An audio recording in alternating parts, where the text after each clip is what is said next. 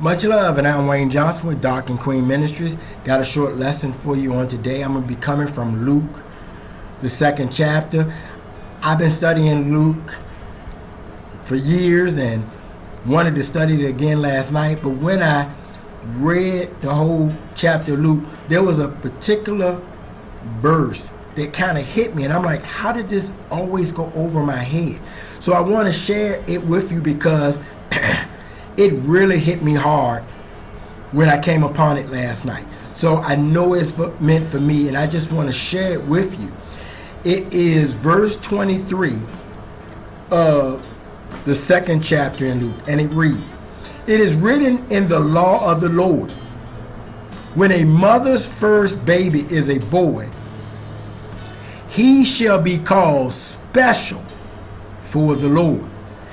How did I miss this over the years?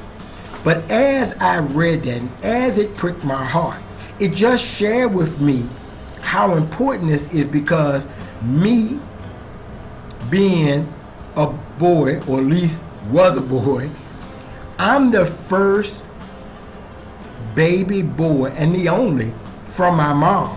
So I am special for the Lord. I am set aside for the Lord. It is something about that I am called to do something for the Lord. Now, I knew that as of late and recently, but now this is hit hard. And there's something about us when we get confirmations, because we always want them. And so to get this as a confirmation just hit me deep. As we think about it, Jesus was the firstborn son of Mary. So he was special, and we know how special Jesus is, because he's the one that has came to save all of us of our sins. But if you are a male, and actually the first male of your mother, you are called to be special for the Lord.